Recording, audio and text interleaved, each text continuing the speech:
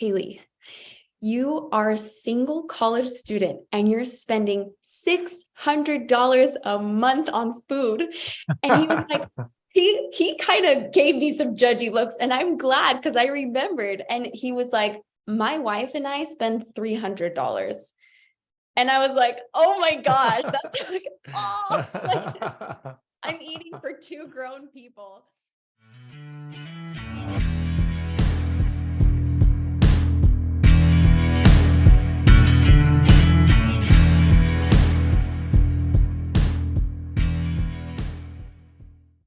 Hello, everyone. Welcome to the Money Maverick podcast, the show that Wall Street doesn't want you to listen to. I'm Tim Turley, the host for today's episode. We're coming to you from the Money Maverick studio in Salt Lake City, Utah. And I'm really excited to introduce today's Maverick.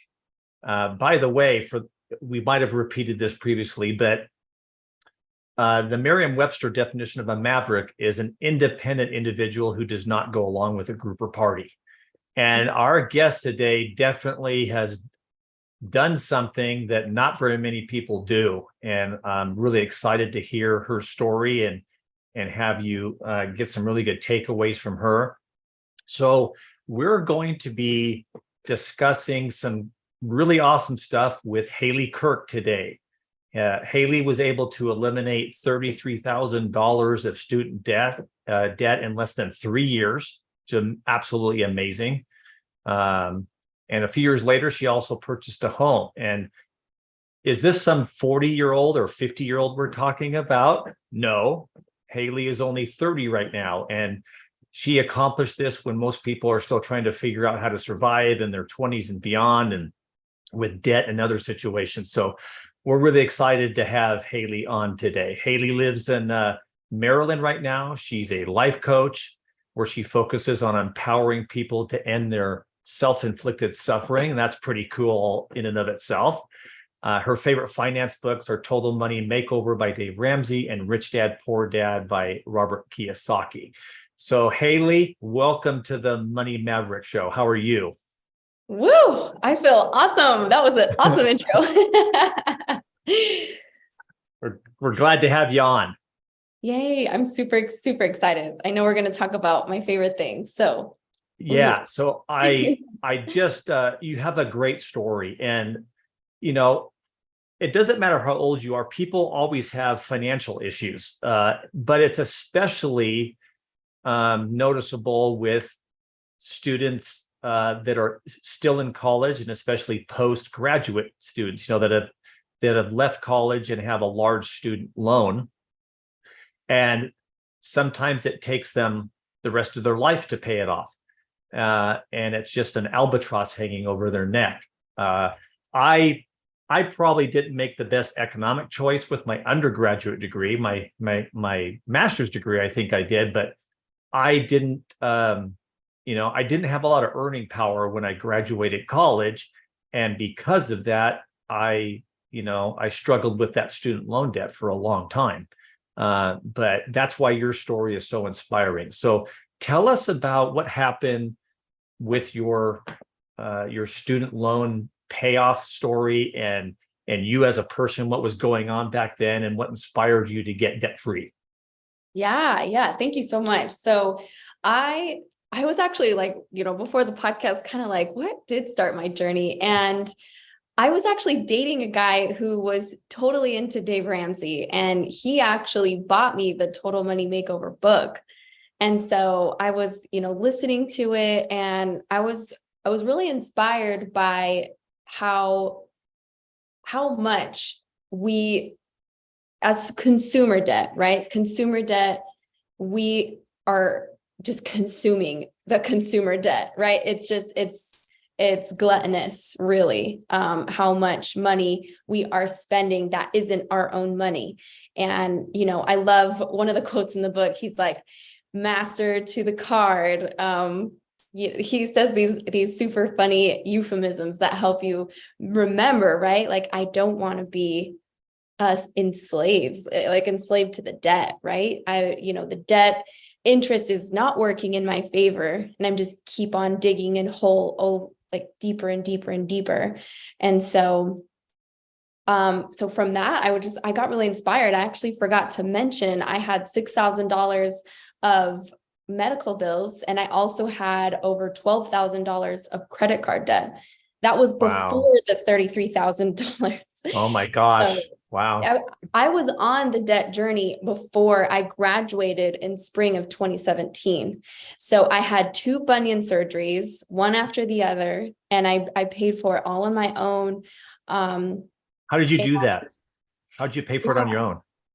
so what I did, there was actually a program in Utah, where I went to college at Utah Valley University, and I'm not sure how I found out about this program, but there was a program that Utah government was offering students. They like, hey, let me teach you about budgeting and how to get out of debt.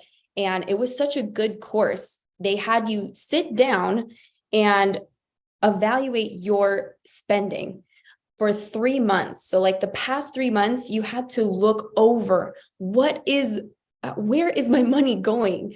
And you had to create averages and create a budget. And I was sitting with the guy and he was like, Haelly, you are a single college student and you're spending $600 a month on food. And he was like, he kind of gave me some judgy looks, and I'm glad because I remembered. And he was like, my wife and I spend $300. And I was like, oh my gosh, that's like, oh, like I'm eating for two grown people. And A essentially I was single eating more person money. spending that much, a Yeah. single college student spending $600 a month, right? Very normal, by the way. I've done a lot of work with clients over the years, and it's mind blowing how much money they spend on things that aren't really needed: food, coffee, Cokes, whatever it is. It's amazing, isn't it? Yeah. Yeah. Your trip to Waffle Love, your trip to So Delicious, it adds up. It's crazy.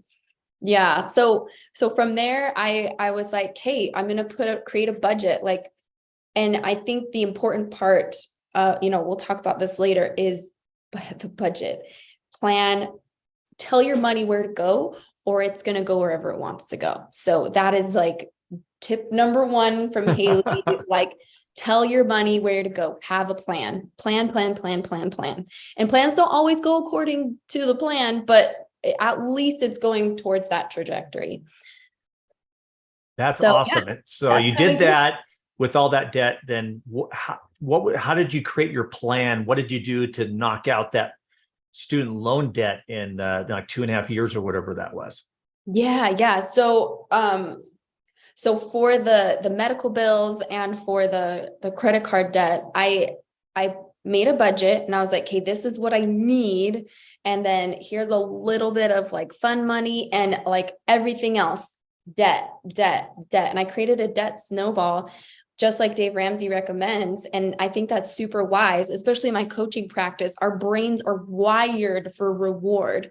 And I think it's so important to reward your brain and give yourself some wins. So listing your debts, smallest to largest, was super helpful for me. So my smallest credit card was 1,500, and then it was 3,700, and then 6,000, whatever. So I kept going, no matter the interest, just creating some wins for me. And it worked so well. And then by the time I had graduated, I had paid off the credit cards, the medical bills, and I was ready to tackle the behemoth of the 33,000. So I had already practiced those behaviors. So I just continued it forward. Did you have to have a second job or anything, or how were you? Where did the money come from? Oh, absolutely. So I got married that summer. And so it was really nice to join income that, of course, that really helps. And I worked so much overtime, Tim. I'm telling Yeah. you, I worked like a dog. Like, another part of Dave Ramsey's book is he says to be gazelle intense, and a gazelle can outmaneuver a cheetah. It's like 1 out of 20. So a cheetah has to attempt 20 times to get a gazelle because it can outmaneuver it so fast and so quickly. And so his whole philosophy is try to get out of debt as quickly as possible. And I have some tweaks on that, from my experience that I'd love to share. But, like my shift was probably like, I don't know, 9 to 5, let's say. I was there at like 5 a.m. And then I'd start my regular shift, and then I would stay until like 10 p.m. or 11 p.m. I was in there so much. I practically lived at my work, and I'm glad they offered so much of that overtime because I was getting that time and a half. But even before then, I was delivering pizzas. I was doing 2 jobs and going to school, work, having 18 credits. So, I mean, for me, it was so, I have to get this done. It has to be done. And I'm not so sure if I would encourage that kind of like scarce mindset, like fear. That would be You made a commitment though. You made a commitment. I did. I did. And I made sure. And I mean, it was like taxes, anytime we had like the tax refunds, all of it went, and I spent like $100 from that tax refund, or like birthdays, any extra income. I played with a little bit, and I put it all towards paying off that debt. So in our financial coaching practice, we call that delayed gratification. Yes. Putting things off, and you sacrifice. So what you're saying is a good way to pay off debt is, I should say the other side, the worst way to pay off debt is to be lazy, right? And not do it. And not do it. Not pay the debt. Right. Yeah.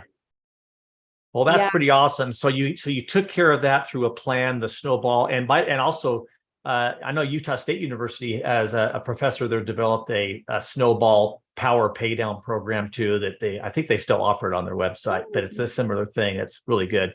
So you got through. So when you graduated, you had paid that debt off, but now let's get to the student debt. How did you tackle that? Okay. Yeah. So I graduated spring of 2017, and then I worked full time and overtime. So all of that extra income was just paying. And so I worked that way until I made my last payment, which was December. I actually had to look back. It's actually December of 2018 is when I made my last debt payment. It was like the last week of December. Wow. Yeah. So that is how I paid off the student debt. Is I was working full time, and a lot of my spouse at the time's income, we were like putting it all towards debt, everything that came in, aside from our fixed expenses, variable expenses, just everything that came in was going towards debt. And that's how we paid it off. So what did you sacrifice to do that? And again, sacrifice is not a bad thing all the time, right? But what did you have to do differently or sacrifice during that time period? Every single time I got paid, I was doing a budget, a new like written out budget. So every single time I got any kind of money, I was making sure it was lining up with my plan. And every single time I had like a list of my debt, and I would cross it off, and I would keep it there. So I was like, look how much you've done so far. My friend even made me like a Dave Ramsey, like 7 baby steps. Like there was so much mindset involved in this. What did I have to sacrifice? I didn't go on vacations. I didn't do large clothing shopping sprees. I didn't do a lot of I still went out sometimes with friends, but it was like if they were out going to dinner, I was like, I had already eaten before, and I'm just here getting a water, right? Like it's it was, and that's my critique. In all honesty, when I paid that last debt payment in December of 2018, 6 months later, I was already back in debt, and so that's where I want to stress that it's not a race. It's not a race. Do it as quickly as possible, but it's almost like fad dieting, right? You don't want to, this is a lifestyle. What we want to instill is a lifestyle, not a fad diet, because it's not going to last. And the delayed gratification, I agree with completely. I was in starvation mode though. I was in like fear. I was in total like Yeah, scarcity mindset. Like this has to be done like Dave Ramsey. Like, oh, like what if right. he, wow, like, oh, like Yeah. I have so much fear. And I don't want, that's my biggest lesson that I learned from paying off debt is allow a place in the budget to play and to have a little bit of fun because the brain is wired for reward. And after I paid off all that debt, I was lost. I was like, well, now what? Like that was such a big accomplishment. And now I don't know what to do. Like, let's just play with the money now. Like, and I just kind of went crazy. I Ah, it was like, you know, when if you go on a diet and you like lose 40 pounds or something like that, and then you just like go crazy, you're like, oh, I accomplished the goal. Like, let's go like purge and eat a bunch of food, right? So I really like it's so funny how much fitness and finance go hand in hand because I was sprinting. I really Oh, was. interesting. Yeah. And we're going Yeah. to have some some fitness experts on here too. So, That's let great. me ask you a question. Do you consider yourself, and then this is kind of in the life coaching part of thing too, that you do. So, are you obsessive compulsive? Do you have OCD or why? The reason I ask that is, did you have a predilection personality wise to be like what we call anal retentive about paying off that debt quickly and sprinting? Or why do people not do what you guys did, what you did? What prevents people from sticking to that plan and making it work? What are the dangers and obstacles that people you think encounter? Is it mindset or what do you think it is? Yeah, I personally haven't been diagnosed with a disorder, so lucky there. Yeah. I'm definitely one of those. I'm such a passionate person, though. I go from passion to passion, and I just if I really love the topic, I love to challenge myself. I love to push myself, and I'm okay with uncomfortable situations. Like I can really go a long distance in hard times because I see the end goal in mind. I'm very like if I see a goal, I just like I kind of hone in. So So the people that don't have that passion that yeah. you do, Mhm. what suggestions would you have for them to still accomplish that plan of not stringing out student debt for 20 years? Oh, the why, right? My why was so strong. My why was embedded with some fear, I'll be honest. But I think from Dave Ramsey's book, I was so inspired to pay off debt because I saw hope, right? There was like, oh my gosh, like if I'm debt free, then I can do this, right? And I I I really believe that if people can just get to their why, and in my coaching practice, I even do a 7 layers of why. And it's so interesting when we ask ourselves, like, why do I want to get out of debt? Oh, because that's what people say. Okay, that's layer one. Okay, well, why do you want to do what people say? Well, I don't really want to do what people say, but like it's a good thing to do to get out of debt. Well, why? And if you keep Why? going through the 7 layers of why, Right. the 1 through 4 or 5 is kind of like your environment, your conditioning, but 5, 6, 7, you're getting down to like you. Why do you want to get out of debt? What is your why?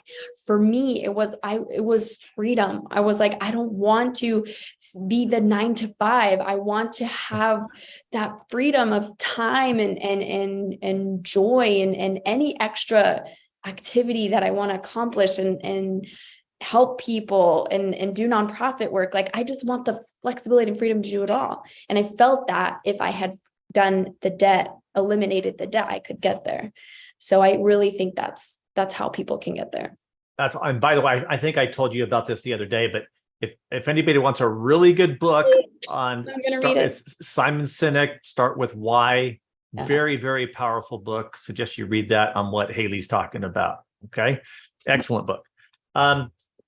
That's excellent. I appreciate that. So let's talk about another book that you like. And by the way, I just want to have a disclaimer.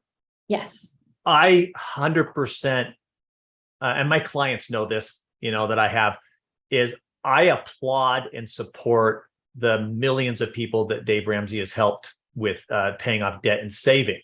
And, he's really positively affected a lot of people that way, inspired them to pay off the debt. So I applaud that. And again, this is a show where we talk about truth and honesty, and we're transparent. I don't agree with what Mr. Ramsey says on what to do after that point.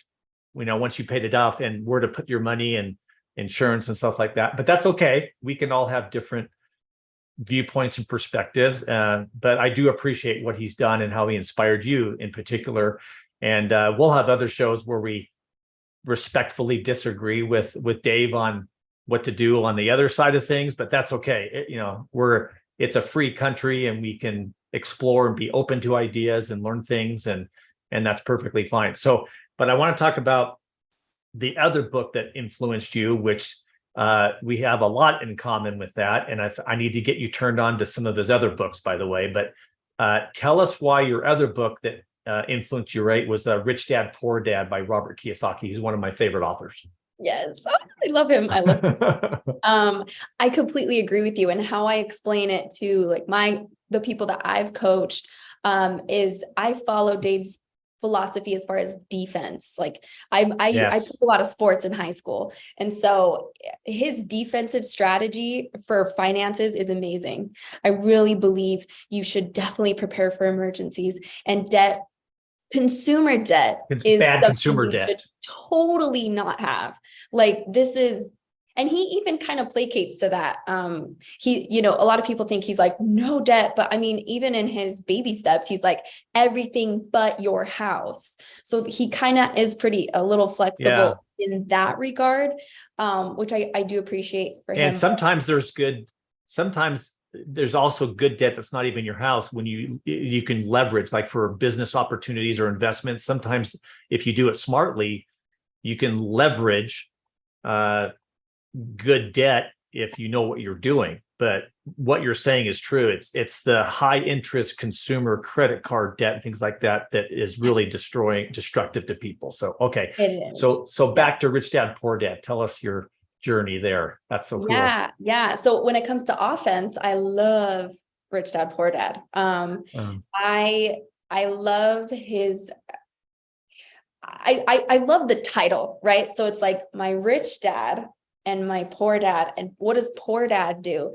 Poor dad has all this education that we're supposed to get. He has all the experience in corporate America, and yet he's still poor. Why? He did what we're supposed to do, but he's still poor. And poor dad is going to rich dad for a job. But rich dad doesn't have any of the corporate experience, the education, anything that rich dad has. Rich dad just knows how to play Monopoly or, the game, right? Yeah. He's a maverick. Yes. There's so much to say about his book, but I think my favorite story in that book is the idea where Robert Kiyosaki, as a young boy, he starts renting out his comic books. And so he's like, I have these comic books and lots of people like them. What if I just start renting them out? I'll be my own library and I get a nickel every time, for a week. And that is the idea of passive income. It's getting funds at no expense to you. And that is, you're not doing anything. It's literally just coming in. And I really, really understood the concept of passive income with his board game that's online. And we should definitely link it in the show notes, because if you can figure out how to win that board game, you'll understand. It's cash flow. Always have a huge chunk of change for cash flow. Just now, Haelly, tell me, you told me, how many times did you have to play that game before the light bulb went on? I played it for 8 hours. I am such a competitive, like I said, I played sports. I'm super, if I want something, I don't stop until I figure it out.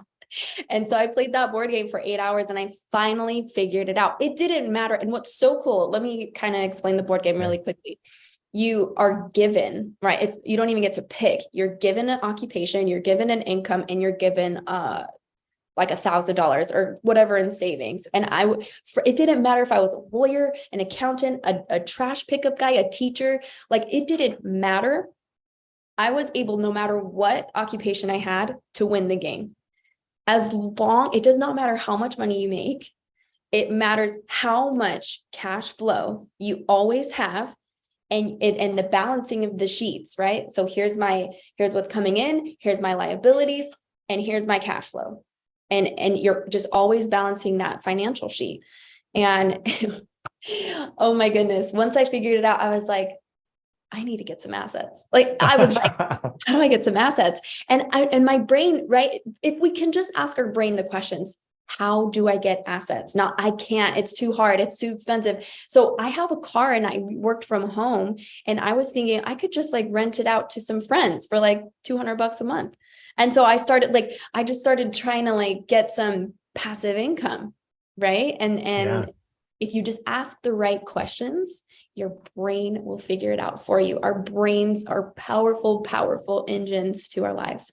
Isn't that amazing how we frame our self-talk can really determine things? And the rich dad story, the story before that is how we learn from failures, right? They went around collecting old toothpaste tubes and melting them down to create, money out of it, like nickels, plug nickels or whatever. And their mom and dads were like, that's illegal, son, but he learned from that experience and the other one. That's awesome. So yeah, that one. We think Robert Kiyosaki, maybe more than any other financial writer, has been able to take complicated financial topics and simplify them. And he's got some better books. And I'm so glad you said that, because at our group, our group, Unique Advantage Group, that's the end game for our clients. Is financial freedom is not chasing a rate of return in the stock market or a hot, like you said, the fad diet. It's not the hot product or the hot stock. Yeah. Financial freedom is income producing assets, is passive income. That's where you get financial freedom. And even by his own, but for example, that's how Dave Ramsey has become extremely wealthy, by the way, is through his own passive income and through things he's developed. So it's a true principle to develop that passive income. So I love how you that light bulb went off for you. Yeah. Well, that's a great story, Haelly. It's now time for our Money Maverick tip of the week, and you're the Maverick. So if you were to boil it down in just a short, explanation, if someone listening to this wanted a really solid takeaway, maybe it's something you said already previously today, but what would be a really solid tip that somebody can put into action and apply right away to help them specifically with paying off debt or something like that? Yeah. Oof. Okay, I'll need a few sentences. That's fine. So, number one, find your kryptonite. What is your problem in your finances? No, step one. And you'll do that by looking at 3 months of your spending. That's money is all habitual, right? And so there's clues to your problem. So number one, figure out your problem, your kryptonite in your money. Number two, create a budget and make it realistic. That was my problem. Went back in 2017, it wasn't realistic.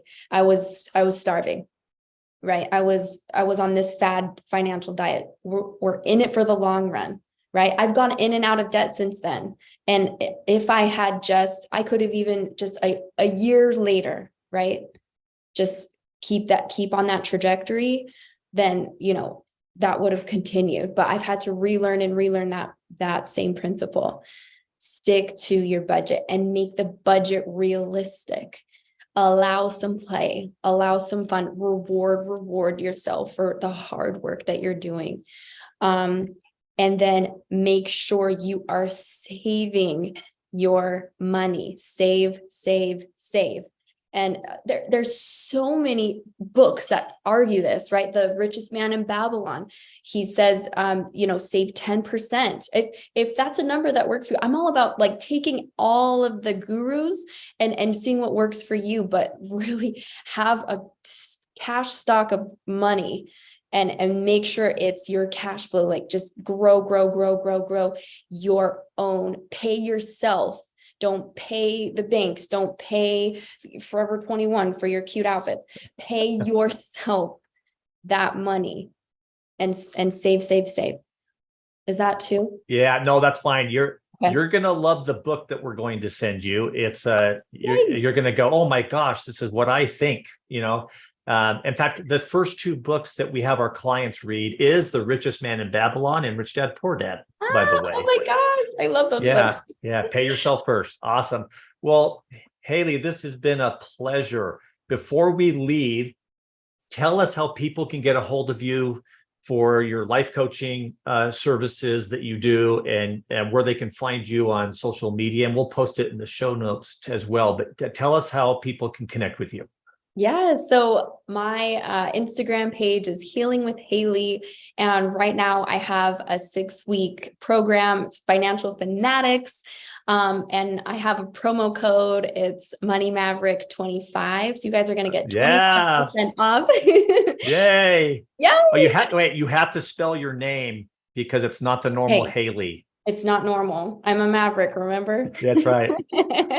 So yeah, it's HAE. So healing _with Haelly, HAELLY.